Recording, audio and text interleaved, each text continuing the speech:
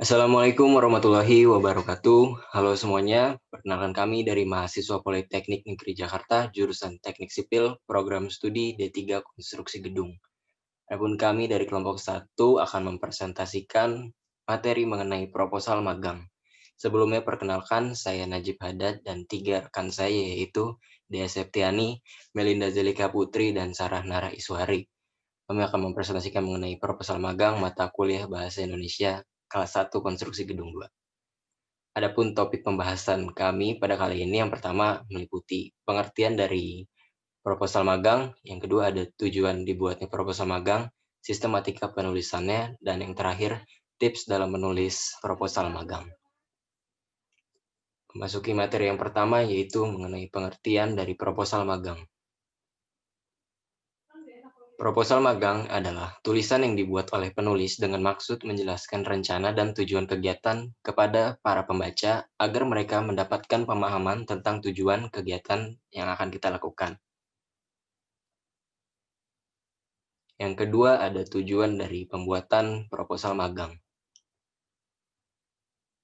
Pertama, bagi instansi terkait yang menjadi tempat tujuan magang, proposal magang dapat digunakan sebagai dasar pertimbangan dalam perencanaan, pengalokasian, dan penempatan peserta magang ke dalam proses bisnis instansi terkait. Dan yang kedua, proposal magang bermanfaat dalam menentukan arah kegiatan yang akan dilaksanakan oleh mahasiswa selama kegiatan magang berlangsung. Dan yang terakhir, tujuan proposal magang yaitu untuk memperoleh izin, persetujuan, ataupun dukungan dari suatu pihak terhadap rencana kegiatan yang akan kita lakukan nantinya.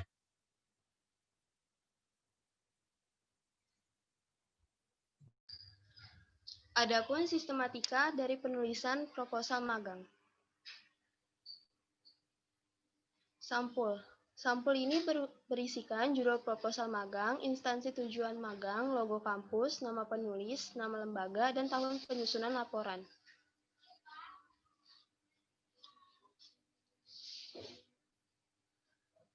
Selanjutnya ada lembar persetujuan. Di lembar persetujuan memuat persetujuan dari dosen pembimbing dan ketua program studi atas proposal magang yang telah disusun.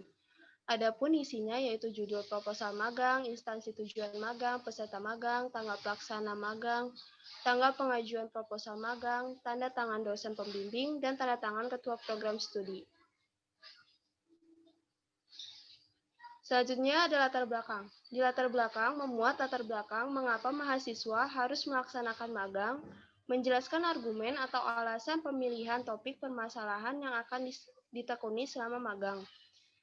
Menjelaskan kenapa topik permasalahan dianggap penting dan menarik untuk diangkat. Selain itu juga berisikan manfaat yang ingin diperoleh dan kontribusi yang akan diberikan selama magang. Selanjutnya ada tujuan kegiatan. Di tujuan kegiatan itu ada dua, yaitu tujuan umum dan tujuan khusus. Tujuan umum merupakan tujuan yang ingin dicapai dari pelaksanaan kegiatan magang. Sedangkan tujuan khusus merupakan tujuan yang ingin dicapai terkait dengan topik permasalahan yang diangkat selama magang. Selain itu juga, tujuan magang harus menunjukkan arah pencapaian dari kegiatan magang yang realistis dan dapat diukur. Selanjutnya, manfaat. Manfaat berisikan dampak atau konsekuensi positif dari pelaksanaan kegiatan magang bagi para pemangku kepentingan atau stakeholders yang terlibat di dalamnya, antara lain peserta magang, program studi, dan bagi instansi tempat tujuan magang. Selanjutnya ada rencana kegiatan yang dilakukan. Bagian ini menjabarkan rencana kegiatan yang akan dilakukan. Rencana kegiatan dapat dibuat per minggu atau menyesuaikan dengan karakteristik dan proses bisnis instansi tempat tujuan magang. Selanjutnya ada metode pelaksanaan magang. Bagian ini menguraikan tentang metode yang digunakan dalam pelaksanaan magang. Metode pelaksanaan magang dapat berupa metode langsung yang meliputi aspek teknis dan aspek material maupun metode tidak langsung yang terkait dengan pengumpulan data sekunder. Selanjutnya ada profil mahasiswa. Bagian ini mengidentifikasi dan menguraikan tentang pribadi peserta magang. Bisa meliputi karakteristik pribadi, pengalaman, soft skill, dan hard skill yang dapat menunjang keberhasilan pelaksanaan kegiatan magang. Menjelaskan tentang jumlah dan identitas mahasiswa peserta magang. Sebaiknya dibuat secara singkat, menarik, dan tidak bertele-tele. Selanjutnya ada waktu dan jadwal magang. Bagian ini menjelaskan tentang rencana kapan dan berapa lama kegiatan magang akan dilaksanakan. Sangat dianjurkan untuk menjadikan topik permasalahan yang akan ditekuni selama magang menjadi salah satu bahan pertimbangan dalam penentuan waktu dan lama magang. Dan yang terakhir penutup, bagian ini menyimpulkan keseluruhan isi proposal magang serta menjabarkan harapan peserta magang untuk dapat diterimanya proposal magang oleh instansi tempat tujuan magang. Kemudian yang terakhir ada tips penulisan proposal. Yaitu yang pertama, proposal magang ditulis dalam bahasa Indonesia dengan menggunakan EYD. Apabila instansi tujuan magang mensyaratkan penulisan proposal magang dalam bahasa Inggris atau bahasa asing lainnya, maka diperbolehkan.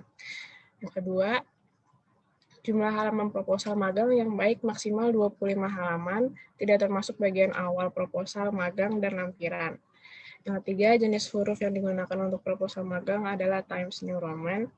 Yang keempat, proposal magang menggunakan margin, yaitu tepi kiri 4 cm, tepi kanan 4 cm, tepi kanan 3 cm, dan tepi bawah 3 cm. Kemudian yang kelima, setiap paragraf terdiri dari 4-5 kalimat, yang minimal terdiri dari kalimat utama yang menunjukkan ide pokok paragraf, dan kalimat penjelas memberikan penjelasan atau rincian kalimat utama. Yang keenam, bagian awal proposal magang, kecuali halaman sampul, diberi nomor halaman dengan angka Romawi, sedangkan bagian utama diberikan nomor halaman dengan angka Arab. Nomor halaman ditulis di sebelah tengah bawah.